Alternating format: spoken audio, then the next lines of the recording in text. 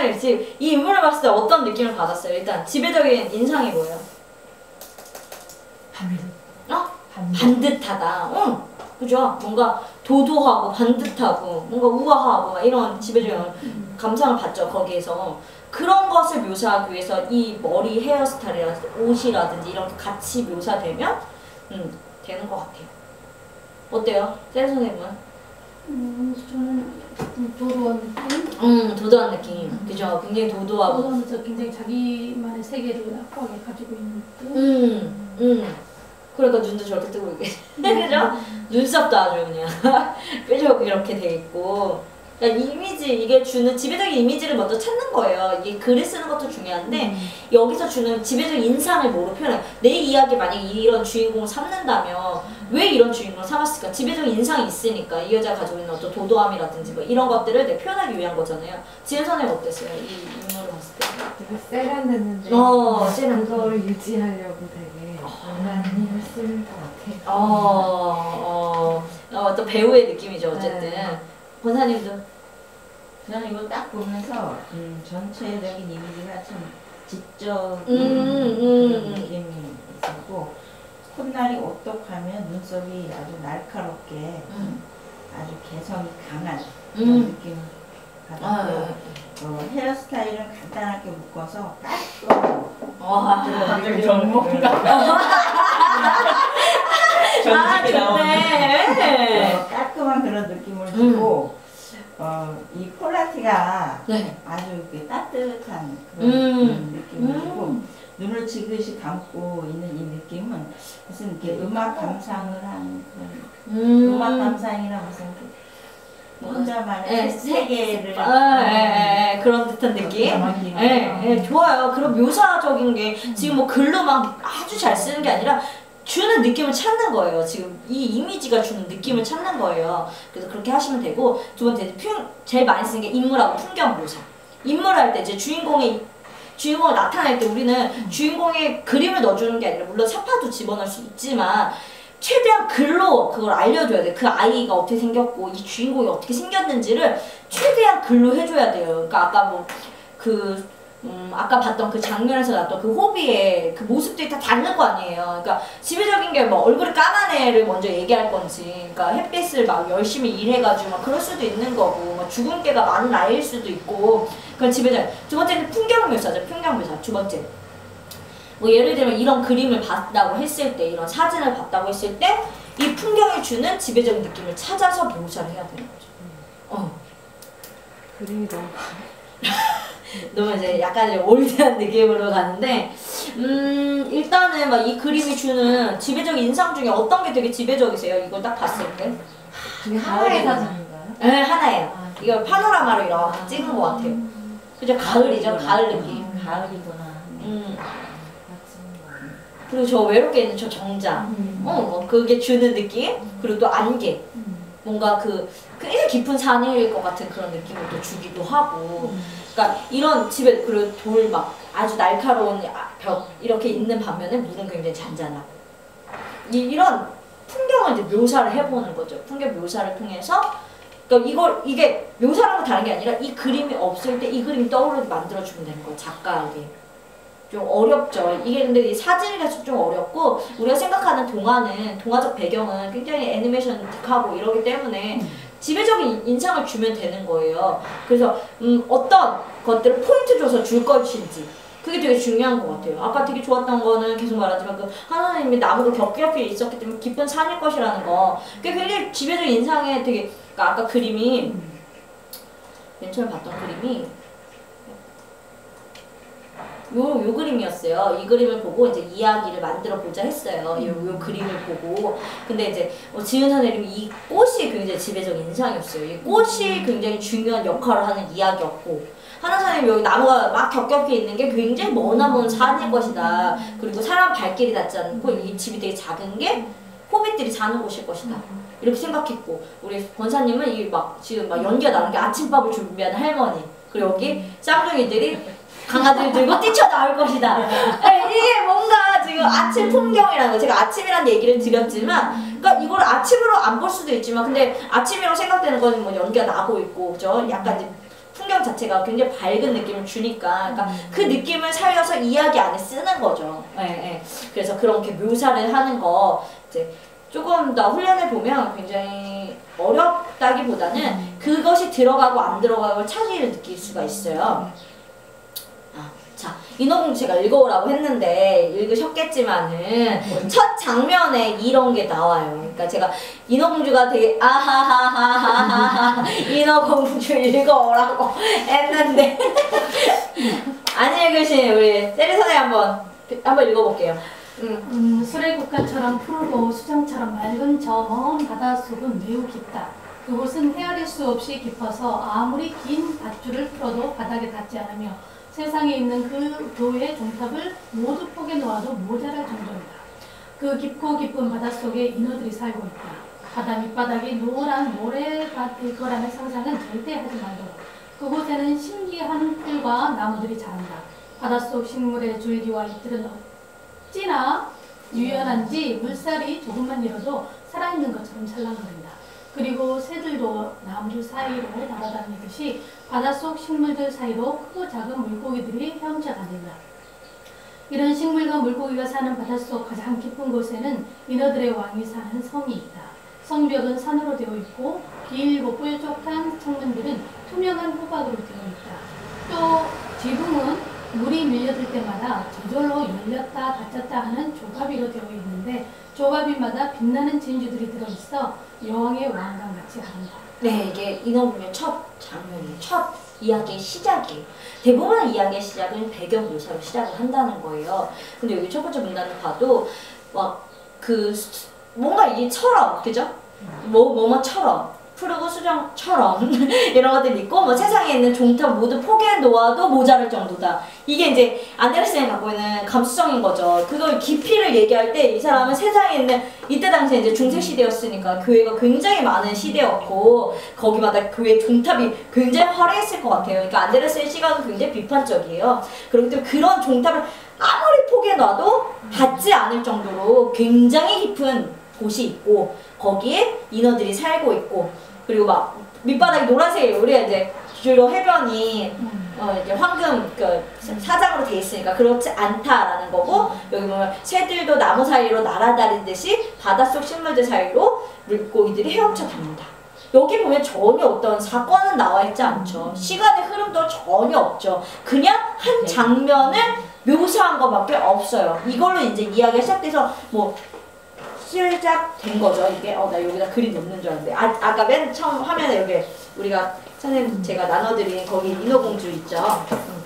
이 인어공주 이 바닷속 풍경이 이렇게 이제 표현됐는데 저는 사실 이걸 인어공주를 봤을 때보다 훨씬 더 감각적으로 느껴지긴 하는 것 같아요. 이런 묘사적 표현이. 그러니까 그림을 나한테 그려준 게 아니라 내가 머릿속으로 그릴 수 있다는 것이 굉장히 독자를 능동적으로 만드는 거예요. 사실 근데 이게 귀찮고 싫다는 건 내가 머리를 쓰지 않겠다라는 것이고 상상하지 않겠다라는 것이고 진짜 독자라면 그리고 글을 쓰는 사람이라면 이런 묘사적 표현에 굉장히 감탄을 해야 되고 이걸 그림으로 표현했을 때 아쉬움이 있어야 돼.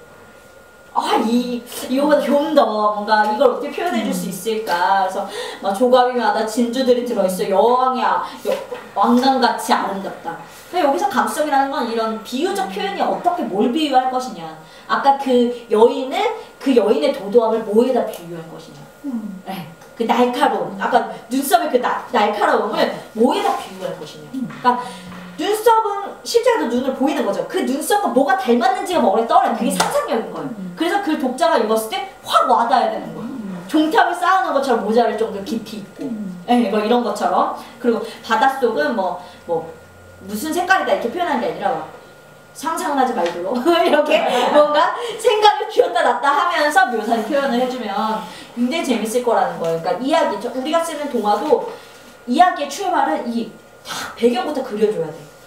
물론 주인공부터 나올 수 있어요. 나는 누구? 뭐야. 하지만 거기에 반드시 배경 묘사가 없으면 그냥 하얀 도화지에 그냥 쫄라맨만 있는 거예요. 예를 들면 쫄라맨이 막 얘기하고 그냥 끝인 거야. 근데 내가 만약에 그런 이야기를 내가 읽으면 너무 재미없잖아요. 마찬가지 나도 쓸 때 그러면 풍부하고 묘사적 표현을 잘 써주면 좋다는 거죠.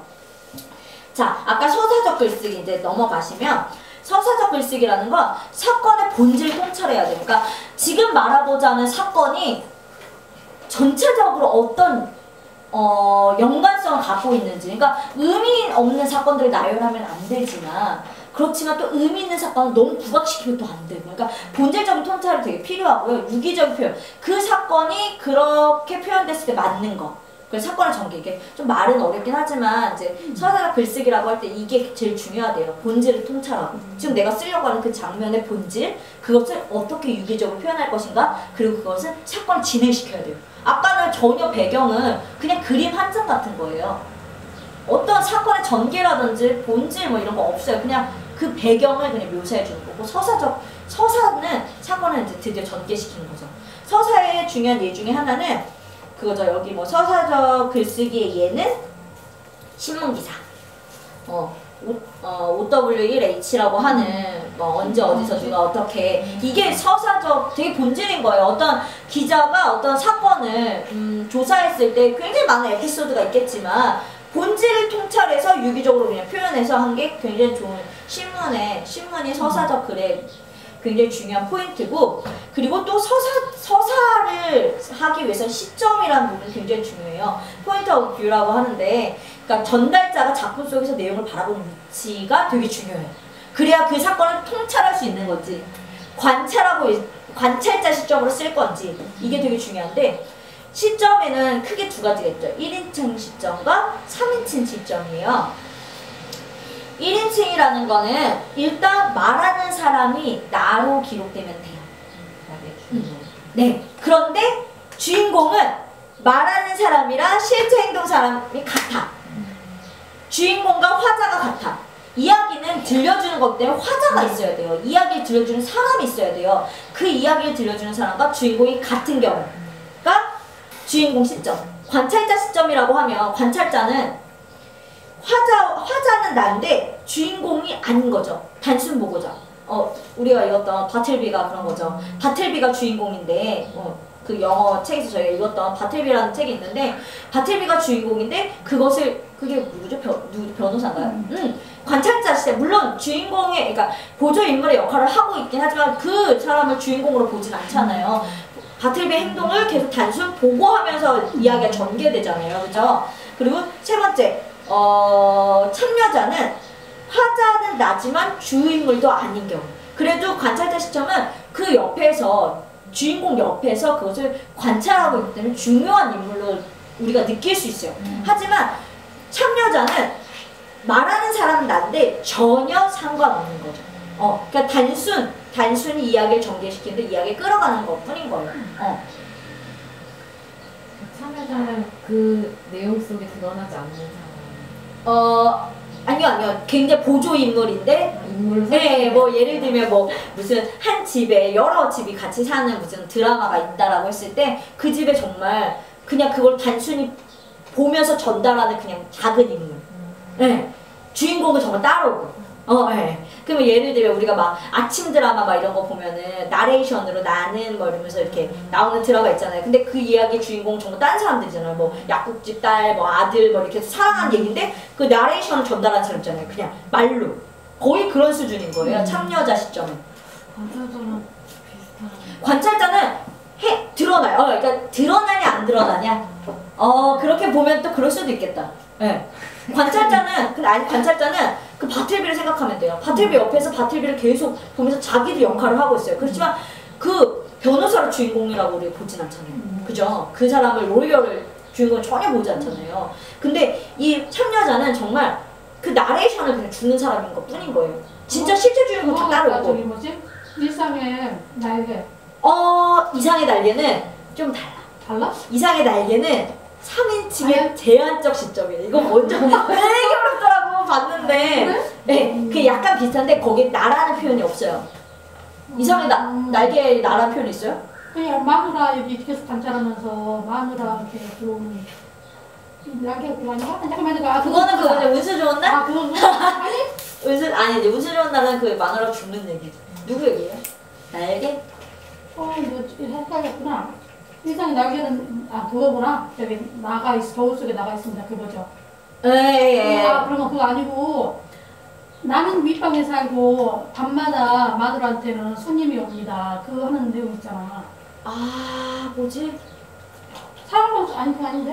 사랑방 손님가 어머니 어머니.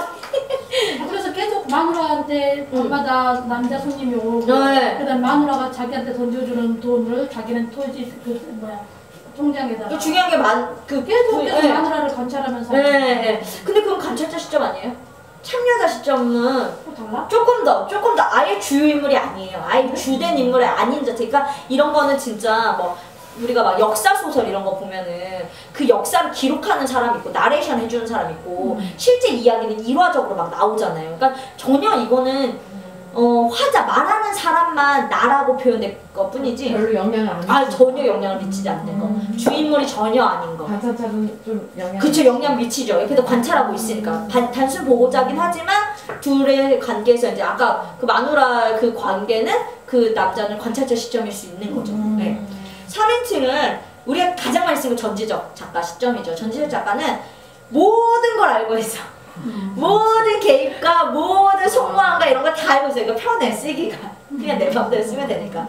근데 이제 여기 5번에 관찰자는 똑같아요. 화자 개입을 최대한 막으면서 이제 극적으로 전개하는 거. 그리고 이제 제한적 시점, 이게 현대 소설에서 많이 나온다는데 이 이상의 날개 같은 거래. 이게 뭐냐면 좀 어렵긴 하더라고요. 등장인물의 의식을 이해되지 않지만 그 등장인물이 머릿속으로 생각하는 걸 그냥 문장으로 막 휘갈아 쓰는 거예요. 나가 아니라 전지적, 그러니까 3인칭이에요. 작가는 모두 여기 이렇게 선생님들이 이렇게 있으면 선생님들이 머릿속에 막 드는 생각 있잖아요. 뭐 언제 끝나부터 시작해가지고 저 하나 더 먹고 싶다. 그런 거 그냥 확 의식의 흐름. 그 의식의 흐름에서 줄거리를 만들어내는 거예요. 그러니까 이상의 날개가 거의 대표적이다라고 얘기를 하더라고요. 그러니까 근데 우리가 주로 쓰는 건 주인공 시점, 관찰자 시점, 전지적 작가 시점, 관찰자 요 정도 쓰지 3번, 4번은 하기도 힘들고 쓰기도 힘들고 그래서 주인공 시점을 할 건지 아니면 동화도 그렇죠. 주인공 나로 시작하는 뭐 나는 몽치예요. 말 안 되는 그 원숭이 하나 있더라고. 되게 웃겨요. 원숭이 얼굴 엉덩이는 빨개진데 우리 소리가 되게 좋아하는 책인데 미끄럼틀 엄청 많다서 엉덩이가 빨개진 건데 말 엄청 안 들어. 이름도 몽치야. 사고 뭉치에서 온 거니까 그래서 몽키에서 온 거기도 하고 나는 몽치예요. 엄마가 나를 거꾸리라고 그래. 이거 완전 주인공 시점이죠. 내가 먼저 가고 싶어서 친구를 밀었어요. 그러니까 우리 소리는 그 책을 볼 때마다 밀쳤어 책이라고 그래. 밀쳤어. 계속 밀거든. 막 애들 밀고 막 자기 미끄럼틀 타겠다고 막 타다가 너무 많이 타서 엉덩이 빨개졌다. 이렇게 나오는 얘기인데 그럼 완전 주인공 시점이죠. 근데 또 어떤 그런 거? 생쥐 얘기. 그거 딸기 먹는 생쥐 얘기. 그거 화자가 누구냐는 거예요. 누가 말하고 있느냐는 거예요. 맞아, 그건 얘기. 그거 완전 참여자 시점이에요. 아예 드러나지도 않잖아요. 그러니까 그 딸기가 뭐냐면 생쥐가 자기가 크고 빨간 딸기를 자기가 차지했는데 누가 얘기하는지 안 나와요. 야, 이 딸기를 배고픈 곰이 이걸 되게 좋아하는데 그래서 걔가 그걸 막 숨기고 막 입으로 숨기고 막 변장시키고 막 이러면서 끝나는데 맨 끝에 그걸 누가 얘기했을까? 그 곰 얘기를 누가 했을까? 막 약간 이제 생각하기엔 얘 되게 참여자 완전 화자는 전혀 등장하지 않고 주인공의 혼자 생각으로 막 움직이는 그런 것들, 그죠? 그러니까 동화는 되게 여러 가지 시점에서 또 관찰자 시점으로 쓰기도 하고 그래서 이런 것들을 생각해서 나는 어떤 시점으로 쓸 건지를 한번 생각해 보시면 좋을 것 같아요. 자, 인어공주에서 서사적 표현이 있어요. 이거 한번 누가 읽어볼까요? 하나님 한번 읽어볼까요? 잠시 뒤 붓꽃이 활짝 펴지고 웅장한 배가 속도를 내기 시작했다. 그때 파도가 점점 거칠어지더니 검은 구름이 하늘을 덮고 어디서 번개가 쳤다. 금방이라도 어마어마한 폭풍이 불어닥칠 기세였다. 선원들은 재빨리 돛을 올리기 시작했다. 거대한 배는 파도에 심하게 흔들리면서 울부짖는 바다 위를 계속 달렸다. 파도가 산처럼 높게 일어 금방이라도 돛을 덮칠 것 같았지만 배는 백조처럼 높은 파도 사이에 가라앉았다가 파도를 타고 높이 치솟곤 했다. 인어공주에게는 이런 광경이 재미있는 놀이처럼 보였다. 하지만 선원들에게는 그렇지 않았다. 마침내 배가 신음소리를 내며 삐걱거리기 시작했다. 두꺼운 갑판이 강한 물살에 부서지고 큰 돛대가 갈대처럼 힘없이 부러졌다. 순간 배가 한쪽으로 기울어지면서 물이 와르르 쏟아져 들어갔다. 인어공주는 그제야 사람들이 사람들이 위험하다는 것을 깨달았다. 물론 이 안에도 이제 묘사적인 표현들이 있지만 이제 잠시 뒤 시간의 흐름과 이야기의 전개가 명확하게 보이죠. 잠시 뒤 막 배가 속도를 내기 시작했고 갑자기 배가 심하게 흔들리고 공주들이 그걸 보면서 이제 사람들이 위험하다는 걸 깨달았다. 그러니까 사건이 이제 본격적으로 전개되는 부분이에요. 이러면서 이제 왕자가 물에 빠지면서 이제 인어공주가 그걸 구해주는 장면이 나오는데 이게 이제 서사적 표현이라는 거죠. 아까 배경 묘사하고는 전혀 다르죠. 배경 묘사는 아무런 시간의 흐름이 없어요. 그냥 그 장면을 구체적으로 감각적으로 그냥 전달해 준 것 뿐이고 서사적 표현은 실제적인 줄거리가 나타나는 장면이죠. 잠시 뒤 시간의 흐름이 명확하게 들어요. 불어닥칠 기세였고 막 재빨리 닷을 올리고 막 흔들리고 막 이렇게 그쵸? 그러면서 사건이 이제 확 펼쳐지는 장면 이게 바로 서사적 표현이라는 거예요. 그러니까 이렇게 이 서사적 표현과 묘사적 표현이 균형을 맞춰서 들어가면 굉장히 좋은 이야기를 쓸 수 있어요. 그러니까 우리가 이제 이야기를 막상 쓰실 때 서사적 표현은 다 잘해요. 줄거리 얘기 만들어 놨기 때문에 딱 쓰려고 그래요. 근데 잠깐만 멈추고 그걸 좀만 더 묘사해 달라는 거지. 그 장면을 조금 더 그 캐릭터를 조금 더 묘사해 달라는 거지. 그러니까 이거 되게 상상력의 부분이에요. 그래서 그냥 단순히 우리가 뭐 학교에 가서 수업을 들었다 하는데 정말 창문은 몇 개가 있는지 그 교실에 빛은 어느 방향에서 들어오는지 그 아이가 어디에 앉아 있는지를 막 그리라고 할 정도로 충분히 배경에 대한 묘사가 인지 상태에서 전개시키면 글이 감각적으로 전달되는 거죠. 그러니까 막 상상하는 거죠. 선생님이 수업이 끝나고도 계속 수업을 하는 선생님인 거지. 막 분필가루 막 날리고 애들 막 쉬는 시간 우리가 쉬는 시간 상상하면 대부분 쉬는 시간의 장면보다는 쉬는 시간 일어나는 것에 더 관심이 많잖아요. 이야기 쓸 때 뭐 친구들하고 떠들고 막 이런데 조금만 관찰하면 막 분필 막 이렇게 하면서 막 먼지 들어 야 하지마 뭐 이런 애도 있을 거 별로 중요한 장면 아니에요. 하지만 그런 충분한 배경 묘사가 이야기의 감을 확 높여주는 거죠. 왁자지껄하고 뭔가 재밌고 막 이런 느낌 막 문 열릴 때 나는 소리하며 이런 것들 좀 감각적으로 전달했을 때 이야기가 살아있게 느껴지는 거예요. 그러니까 동화는 이제 사건이 뭐랄까 단순하잖아. 어쨌든 단순하니까 조금 더 묘사적 표현을 충분하게 써주면 훨씬 그림을 대체할 만큼 훨씬 더 좋은 이야기 쓸 수 있어요. 이게 인어공주 못 읽어보시면 좋겠지만 정말 애니메이션보다 훨씬 더 환상적이고 글로 읽었을 때 그림이 전혀 필요 없어요. 그리고 이제 막 여러 가지 진짜 원작이니까 저는 아까 지은쌤이 얘기했지만 인어공주 혀를 잘랐는지 몰랐어요. 그러니까 마녀가 혀를 그런 거 안 전달해. 어린 아이들에게 가지 아프고 목소리만 줬다고 표현되지. 혀를 자르고 왕자의 가슴에 칼을 꽂아야 되는데 못 꽂고 물거품이 되는데 뒷부분에 얘기가 더 있어요. 선생님 끝까지 읽었어요? 네. 물거품이 됐는데 우리 거기서 끝이냐. 저는 제가 알고 있는 것까지거든요. 근데 이 물거품이니까 이게 공기화돼가지고 이게 하늘로 올라가서 무슨 그 공기들의 세계가 있어. 그래서 착한 일을 하면 몇십 년 만에 다시 인어가 될 수 있다. 막 이런 얘기를 맨 끝이 나. 이런 얘기는 몰랐어요. 그러니까 원작이니까 이제 원작이 주는 감동도 있고 또 원작이 주는 그 표현. 우리는 이제 이걸 아이들에게 동화로 만들려니까 사파 그리고 막 이제 그림이 들어가다 보니까 이런 표현들이 다 절제된 거죠, 사실은. 근데 이 표현들을 좀 그림을 대체할 만큼의 표현들이 좀 이야기에 나오면 참 좋지 않을까 이런 생각이 들어요. 여기 두 가지 단편 애니메이션이 있는데 제가 그냥 그때 지난 시간 제가 비슷한 이야기 써오기 했었잖아요. 근데 이거 제가 지난 시간 쓴 거예요. 그러니까 제가 쓴 걸 한번 읽고 이거 한번 봐보면 내가 얼마큼 잘 살렸는지 한번 평가해주세요. 그러니까 자꾸 이제 연습을 이제 동화쓰기 이제 본격적으로 쓰시긴 해야 되겠지만 똑같은 이야기 읽고 아이고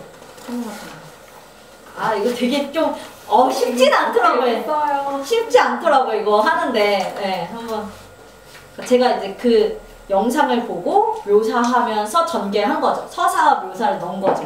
근데 쉽지 않더라고요.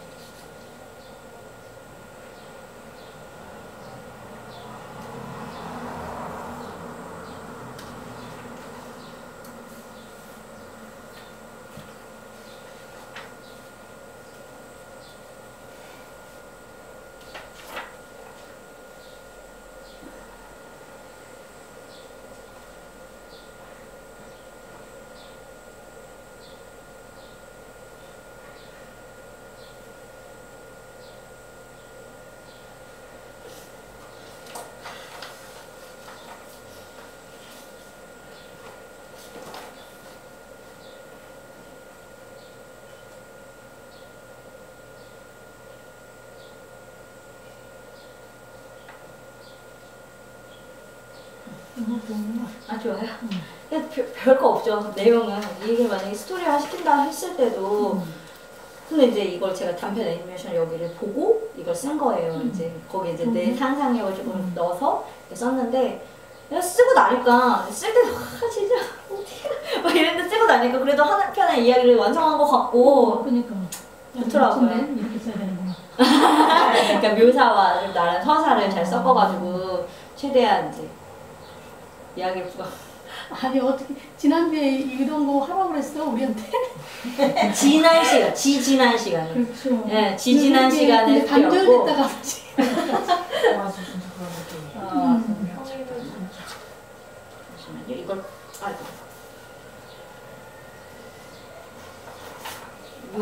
이 애니메이션이에요. 그래가지고 이걸 보시고